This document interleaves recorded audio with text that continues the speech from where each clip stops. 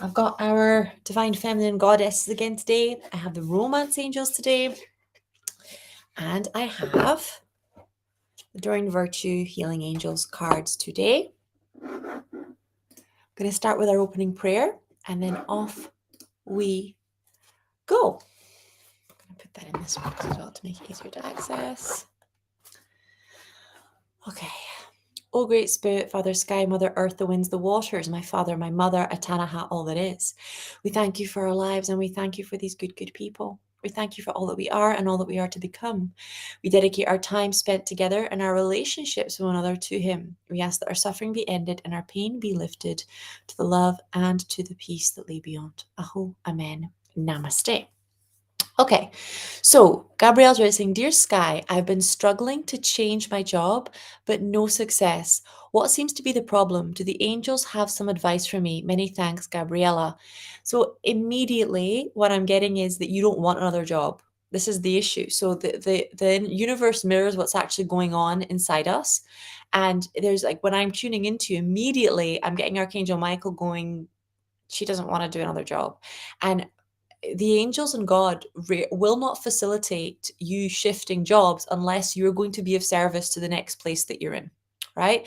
So you can do one of two things. You can do the healing so that you are then able to be grateful for the jobs that are offered to you, so that you're able to attract bosses and co-workers that love you and respect you, and so that you are able to show up without resentment and, potentially with a really good work ethic to get done what needs to be done. Or you can do the issue to be able to make money from your divine life purpose. But if you want to manifest another job, whether it is in your own business full time or whether it is with another person, you have to do the work on the resentment that you feel towards the system and towards like this energy of I'm being forced to work and finances are abuse, because otherwise it becomes very hard to move forward. We're going to get Archangel Michael to come in and just do a vacuum. And I'm going to pull a card for you. So anybody else that's feeling this, they want to either move into their own business or into another place, another job. They're applying for their jobs, but they're getting crickets. Oh, jumping card. Then the most important thing is to heal the resentment work. So the first card that came up for you is relationship harmony, right? Archangel Raguel, angels are opening the hearts of everyone involved. Arguments and conflicts are being resolved now. So it's this energy of clearing up your side of the street. So if it's no different than if you end a marriage or if you end a friendship, you have to do the forgiveness work. You have to do the healing work. You have to do the deeper work to get to where you need to go. And then Archangel Shamuel is saying, peace comes from remembering that only love is real. Right? Peace comes from remembering that only love is real. So what's really normal is that the ego will try and pull us, whether it's into victim consciousness or persecutor consciousness, where we want revenge on other people, and it kind of hides itself as like self-protection when really it's just bitterness and resentment. Or it pulls you into rescue mode, right? It doesn't matter. All of those are fear. So the only way to get out of it is to shift into understanding that not only is love the only thing that's real, but it also is the only form of protection, right? A divine protection is about setting boundaries. But if every time you set a boundary, you feel toxic and guilty and sad and angry, then you're poisoning your own body. And it's like, drinking poison, expecting someone else to die. You have to be able to set a boundary without getting into fearful or toxic energies. There has to come a place where you are setting your boundaries from a place of peace, from a place of worthiness, from a place of not trying to force other people. The reason most light workers and women get into trouble around this is because we people please, which is a very nice way of saying we lie. Right? We lie about what we really want and what we really need in order to be happy. We take less than what we really want and what we really need, and then we secretly resent the person for not giving us what we truly want and need. So that's the biggest shift you have to make, is that you are worthy of the things that you want and need, to clearly communicating the things that you want and need instead of going into the freeze response and going silent and getting locked down. And then shifting into this ability to communicate your needs and stand your ground without going into anger and shame, because it poisons your own body, right? Not because of what other people deserve or don't deserve, but because it poisons your own body. Okay. So let's take a moment to just release all of that stuff, asking the angels to come in and restore our relationships to harmony, giving us permission to be honest about what we need and what we want. Because the first thing that came up in the reading, you don't want another job, so you're not being honest about what you need and what you want.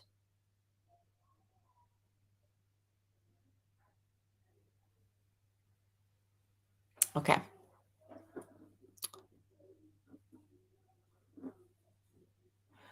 Next question. I'm doing an energy break. Terry T saying, "Hi, ma'am. Will I meet a man for love soon? Some guidance." So immediately I'm getting raise your standards. I'm just going to pull a card for you, but oh my gosh, like Archangel Chamuel is so strong with raise your standards, raise your standards, raise your standards.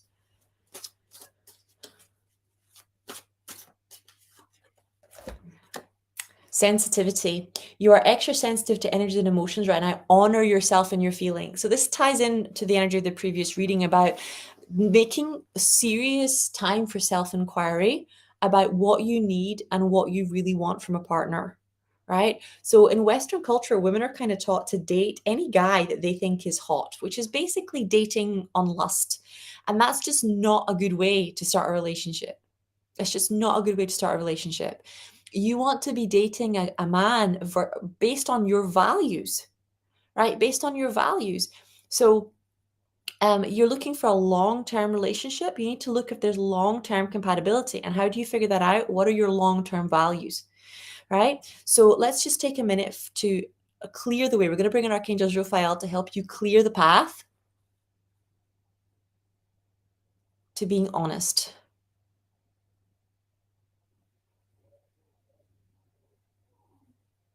and in deep integrity about your needs and your wants. And one of the things that I do that's so powerful with this is that you want to look at your life in all of its seasons. Okay.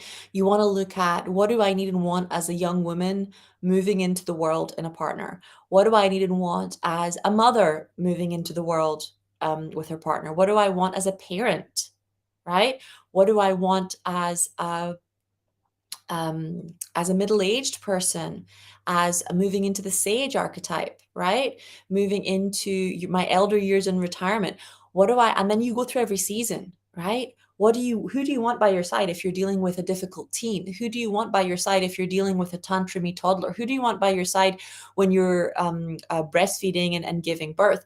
Who do you want by your side when you're choosing a school system? Who do you want by your side when you're planning your financial future? And that helps you make decisions based on what your core needs are for the lifestyle you want. If you don't want to go down the family route, then it's, who do I want by my side as I'm starting my first company?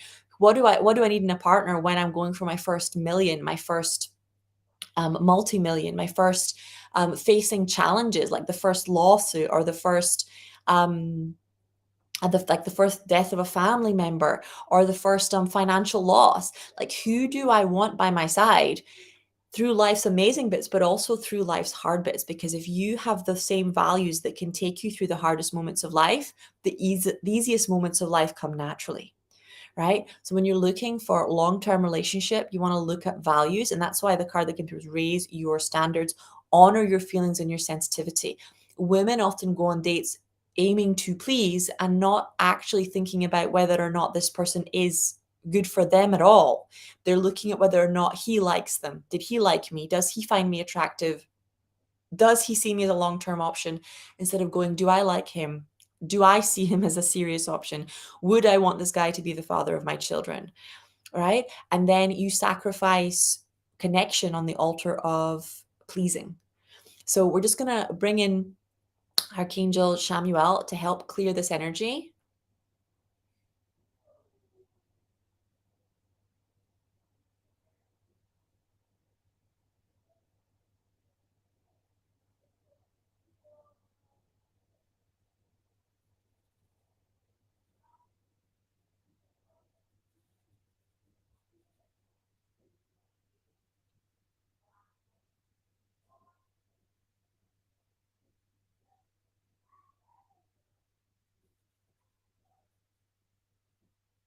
Okay, that's looking a lot better. Let me have a look at the next one.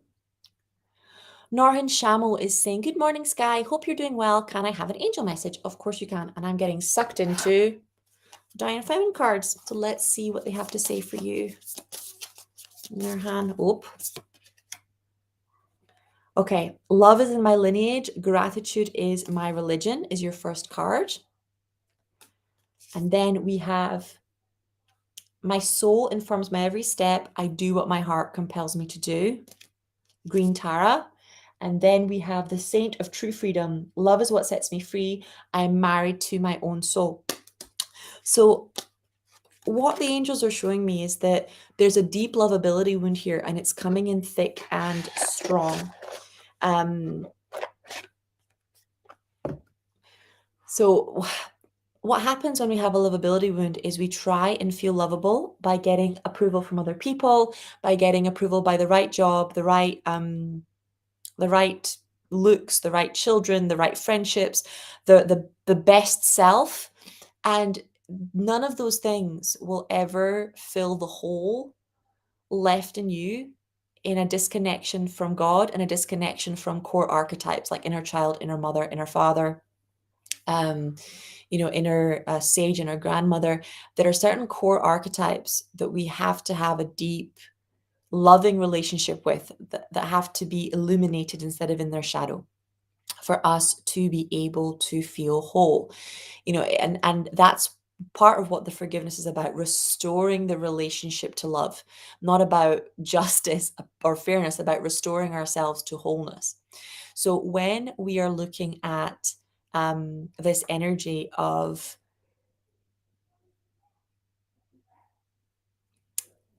lovability, what happens is we tend to forget to be grateful for what we have. We undervalue ourselves. So we don't care for our own bodies, our own like we don't exercise, we don't feed ourselves properly, we don't do our makeup, we don't brush our hair. It's like this neglect energy. And we also don't honor our family and our lineage and every good thing that we have inherited. Right? I'm not saying you haven't gone through a lot. I'm saying that there's also good. For every negative thing you blame your family for, if you're going to blame them for your weaknesses and flaws, then you also have to blame them for your success. So I'd be very careful with who you give your power to. Right? It's one of the most powerful things Anthony Robbins ever taught me is that if you're going to blame them for your failure, then you have to give them credit for your success. They're not responsible for your failure or success. Only we are responsible for our failure or success. If you want the credit, first you have to take the responsibility. Okay. So let's just take a moment to shift out of that energy of, I would feel lovable if I'd been given this, and shift it to the truth that every person has a wounded child. Shift it to a focus on our collective, our common humanity.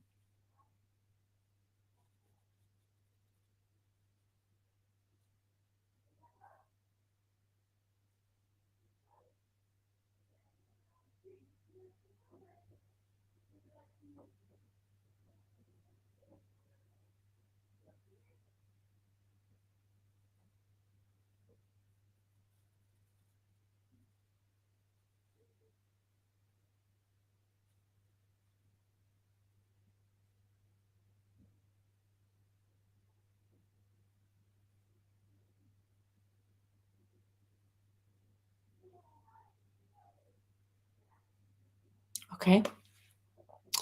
That's looking a lot better. I'm going to get Archangel Raphael to come in here and just start to heal your heart from the inside out. But you are lovable, okay?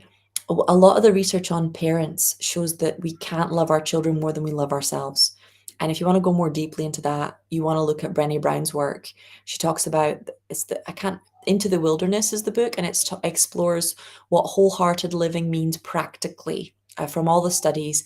But basically, there is not one study, there is not one piece of research that can show in any way, shape, or form that a parent can love a child more than they love themselves, which is quite hardcore.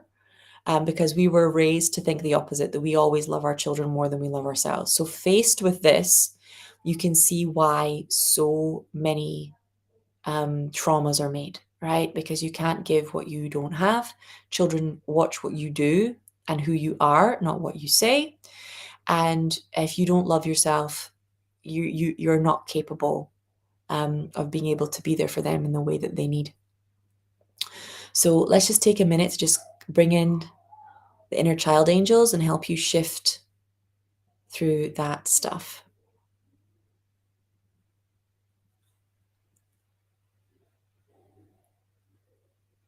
Okay, that's good. Hi Sky, Aisha here. Can you please help me with my hair?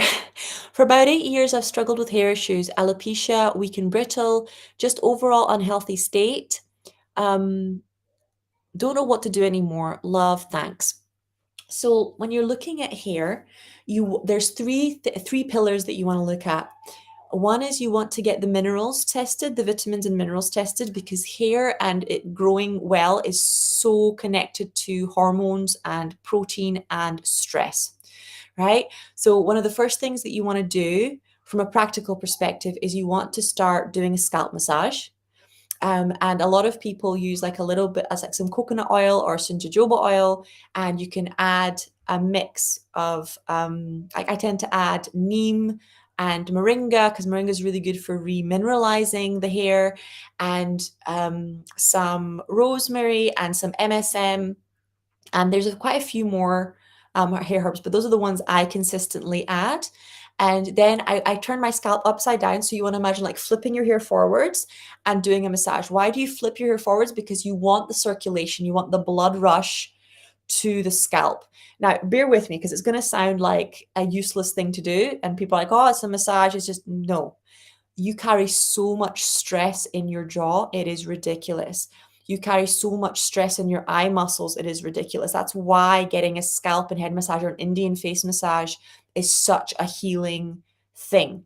So you want to look at unlocking your jaw muscles, because when the jaw muscles are tense, guess what? It's restricted blood flow, which means no minerals, no vitamins, no oxygen, no immune system. So to fight off any fungus, any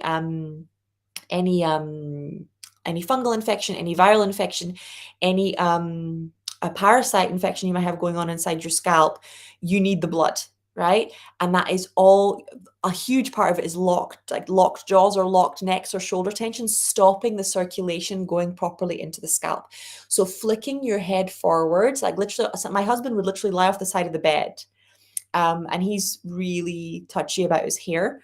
And he's in his 50s now, and he still has the most incredible curly hair, because he does this every day like clockwork before bed. So you just want to lie off with your head off the edge of the bed, and you want to massage, or you want to flip your hair forward so that all the circulation runs down to your face. It's super good for your face as well. It's collagen boosting, and it's super good for your immune system. Reduces the amount of problems you have with your teeth. It's improves your eyesight. Increasing circulation to your head is a very powerful thing to do. That's why so many yoga poses involve the head being down, like downward dog or rabbit pose, or so many involve the head being down, and it increases circulation to your face and to your scalp. So that's the basics of where you want to begin. And then internally, you want to be making sure that you're getting enough iodine, selenium, and zinc for at least 3 to 6 months, because you've probably got a long-term deficiency going on because of stress. And then from a metaphysical perspective, hair is about power. So if you look at Samson and Delilah in the Bible, they cut off Samson's hair to take away his powers. In 3 or 4 different religions, including Native American shamanism, and I can't remember the name of the one where you wrap turbans around your head, but you do not cut the hair, because the hair represents the power of the spiritual connection and the connection to the divine. So you want to do work on being allowed to be deeply connected with your intuition, on being allowed to see what's going on or know what's going on. And very often trauma in childhood or from other lifetimes was what I call bypassing trauma. What do I mean by that? It means that you were conditioned to look away from the crimes or the behavior of certain people, because it was supported by the society, so you weren't gonna win, even if it was the worst thing in the world, right? So let's say you were married to somebody against your will. Didn't matter how much you screamed, how much you said no, you would have gone to jail, and your father and your mother and everybody would have backed you up.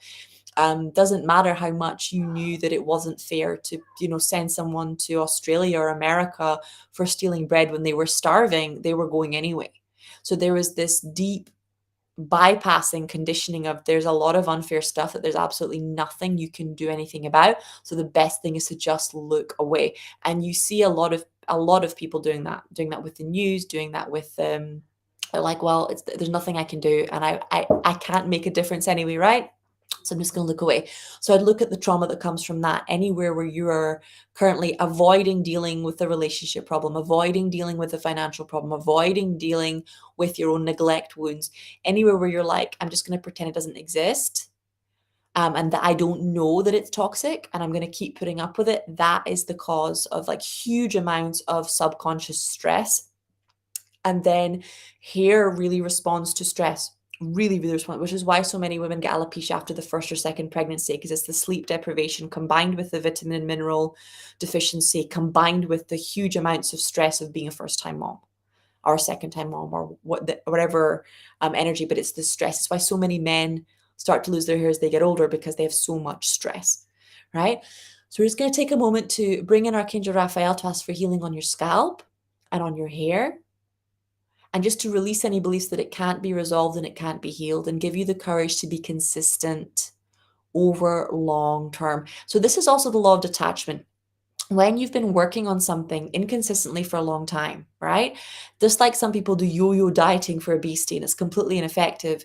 Some people do yo-yo solutions for health problems and it's also really ineffective. So what you want to do is you want to choose one path and you want to stick to it for the next 6 months to a year. Okay. You want to stick to it for the next 6 months to a year. You want to make a commitment to following that protocol for the next 6 months. Give yourself a chance. There we go. No yo-yo protocols, consistent. There we go.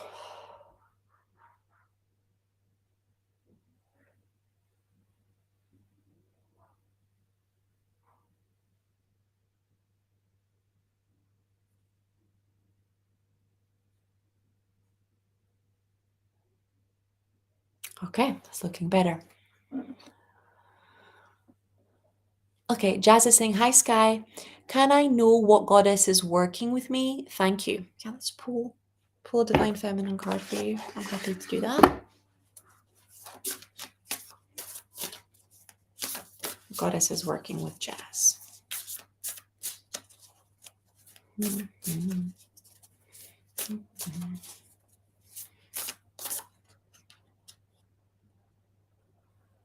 Okay, so the goddess that we got for you is called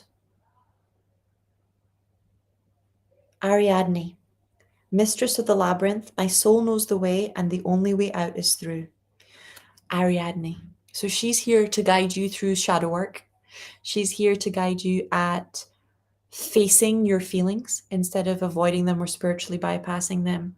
She's here to help you tap into the dark feminine, which is the side of you that understands that they're all the gifts, all the gemstones come from the mining work, right? You find diamonds deep inside mines. You find gemstones and crystals in some of the darkest places on the earth. And so it is with our own consciousness. We often find the most beautiful gems or the most beautiful aspects of ourselves in those places. So it is what it is. Move on to the next person. Love Sunshine says, hi, can I have a message about my new role? Rejection last week. I really want to find something here, even thought of going back to London. Let me tune in. Okay, so we're going back to what are you doing? Like, I'm really getting the goddess and this fierce goddess energy coming through, kind of like Kali energy, being like, what are you doing? Like, why are you spending the most productive, precious hours of your day not on your divine life purpose? There's a real tug here around people choosing to do stuff because they think they can't provide for themselves, they think God can't provide for them, and living in a constant state of unconscious resentment. So we're just going to send unconditional love and an instant healing to the financial heartbreaks, to the places where you made a vow to never let the divine masculine or God provide for you ever again. Because somebody who provided for you hurt you so much that you were like, I'm going to do it by myself from now on. I'm not going to rely on anybody.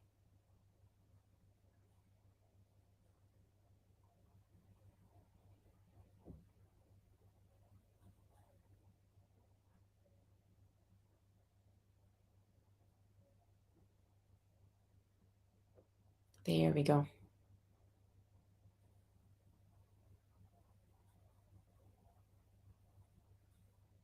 Okay.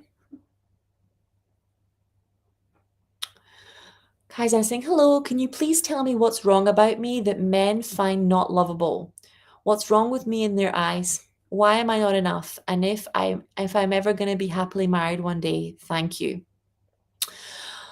Okay, so I'm just going to start by bringing in the romance angels. I'm going to switch decks to the romance deck, and I'm going to just do an instant healing around this. I'm going to pull a card from the romance deck, but we have to go a little bit deeper.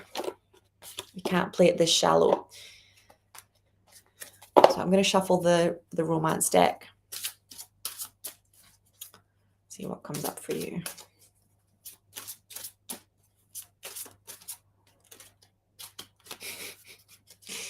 Let go of control issues. Allow the situation to unfold naturally. So let's go one step at a time, because what your angels are telling me is that there is an I am not enough wound in you. And then this leads to you choosing partners who, especially men who are in the building stage of their life. Okay. That means that they haven't accumulated enough wealth and they haven't reached a place in their own growth as an individual where they can provide for a family. Right. And from that space, men rarely commit. In order for a man to commit, they normally need to be able to take care of their children, to take care of their wife. So unless they're making, I would say, between 60 and 100K and above, they are a lot more likely to hold back. They're a lot more likely to not be ready for anything more serious than a boyfriend girlfriend situation, which is kind of, it's not really a status. Boyfriend or girlfriend is somebody you're sleeping with, but it's not an actual socially recognized space, right? So if you're looking for marriage, which from this post, this comment, this question, I think that's what you're looking for. And that's why it's kind of geared towards it. You want to make sure that what's on your manifestation list is that this man is a provider, this man is a protector. He doesn't have his predator energy activated. He doesn't have his builder energy activated. So builders, when they're still making their life, predator speaks for itself, right? So predator is when they are angry, normally because of a mother wound or because they weren't properly treated in their childhood or teenage years, and then they're proactively hurting women or trying to control or manipulate women. Okay, so you want to look for provider energy, and you want to look for protector energy. And provision is financial provision, emotional provision, spiritual provision, right? It's not just financial; it is all of the above.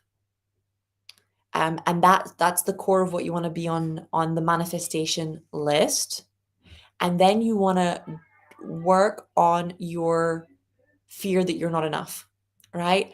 Who were you told you had to be lovable?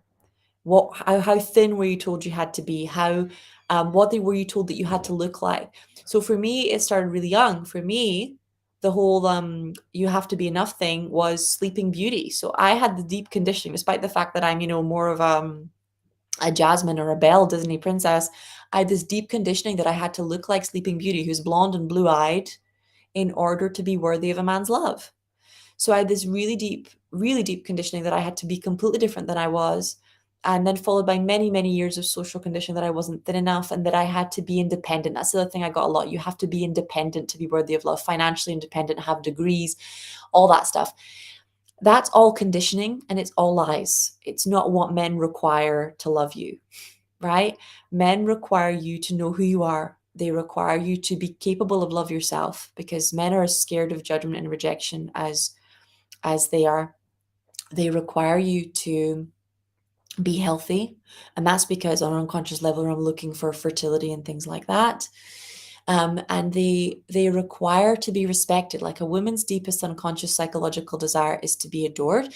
A man's deepest unconscious psychological desire is to be respected.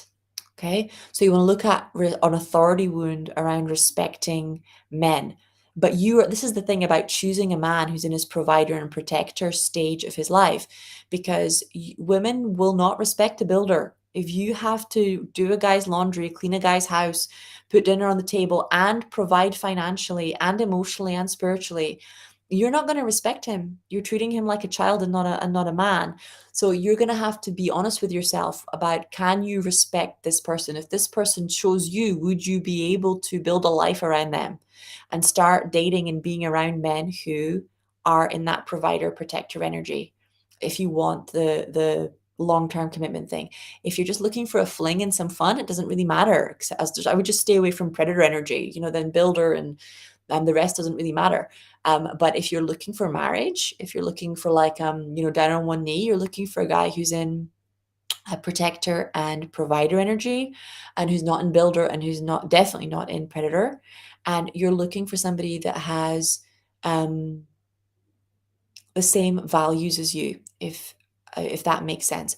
So we're going to bring in the romancing just to help you shift your standards so that you are dating from a completely different place, right? And back to what we were looking at before in the previous reading of, look at every season of your life, because a marriage is not about now. A marriage is long-term game. Unless you want this person next to you through thick and thin, then you shouldn't be putting a ring on your finger. There we go.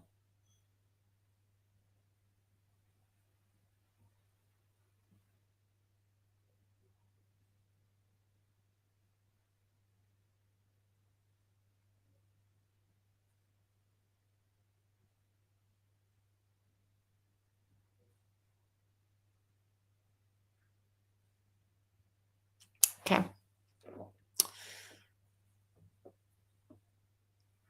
Here is saying, hi Skylar, how have you been doing? I'm good. What blessings come to me within the next 3 months? Let's ask. Let's ask the angels.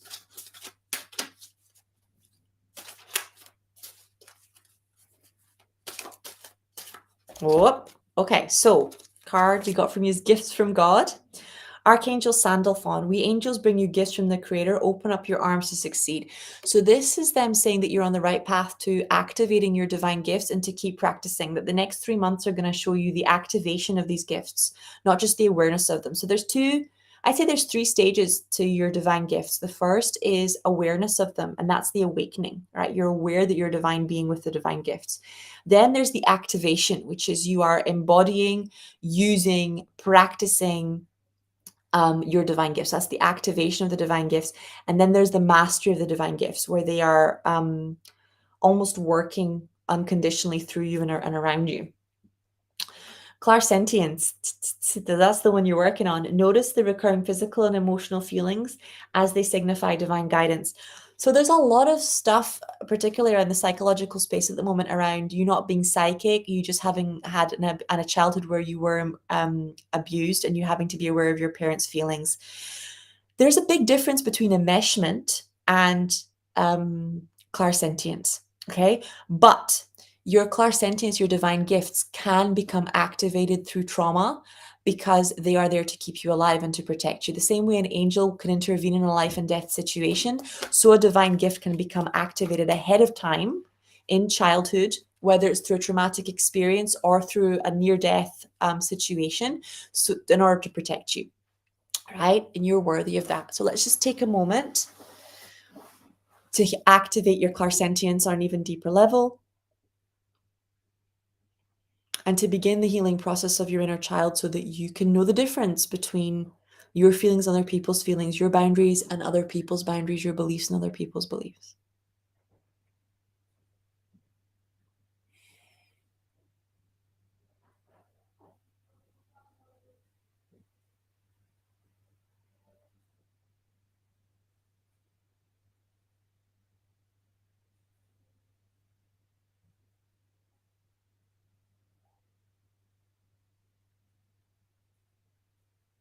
Okay.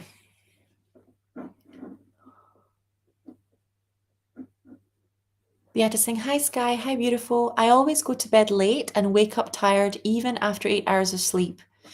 Could you please tune in to see if it's hormones, perpetuating guilt, or anything else? Thank you. What I'm getting when I tune into you, darling, is it's a fear of missing out. It's such a terrible fear of missing out. It's like being a little, I don't know what happened when you were a little kid, if you were sent to bed during like a Christmas party or a birthday party, but there was this energy of the whole house being in the celebration, you being sent to bed. There's this idea that like being, um, like going to bed is like punishment. You're a naughty girl, go to bed.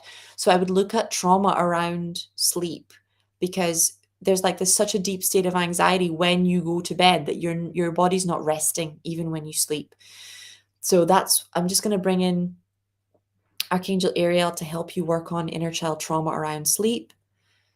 All these beliefs that sleeping is bad, that sleeping is difficult, that sleeping makes you anxious. Let's just release all that.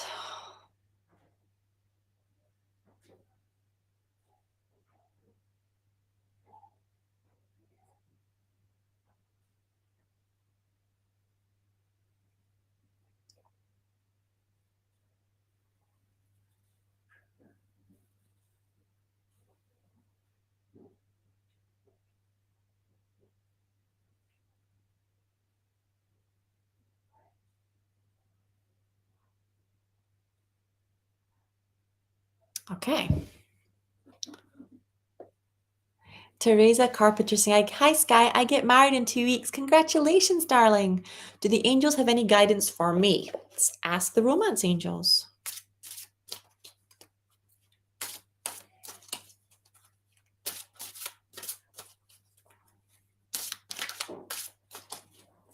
Okay. So, divine timing is at work in your love life, worth waiting for. And you can see both the angels are dressed in white in this one. The next card that comes up for you is chemistry. There's a strong magnetic attraction here. And make the effort. Great love is worth taking the steps that you're guided to take. Now, this chemistry card came upside down. So I think maybe the stress of the wedding or the preparations might be harming the intimate side of the relationship, or might be causing rifts. And you can see that there's like a little ball of light in between the man and the woman. So it's this energy of trusting that there is a strong attraction here, but learning to put really strong boundaries around your time together and around your support.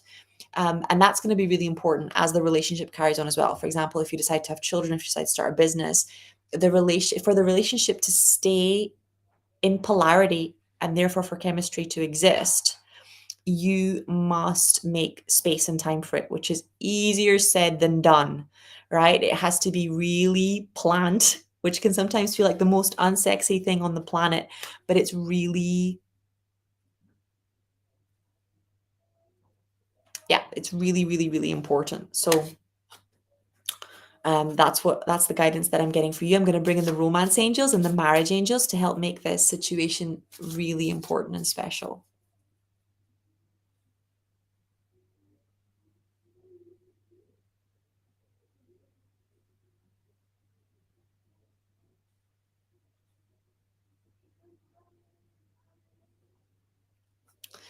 Okay, I'm going to do one more, and I'm going to let the angels choose.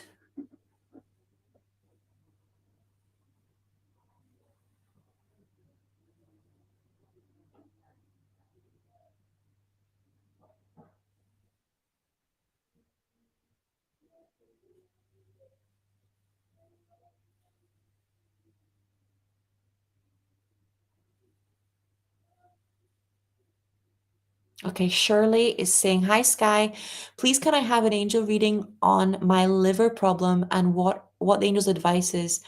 Thank you. Okay, so we're just going to start by sending your liver unconditional love. When it comes to healing the liver, you're looking at healing your disconnection to your divine power.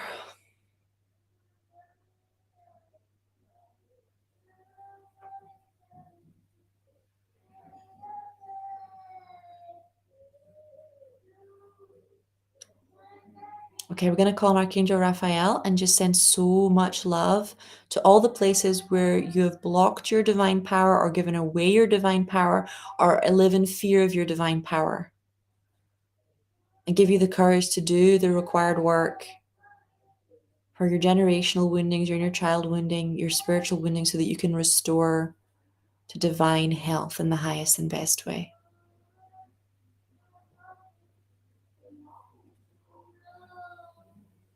There we go.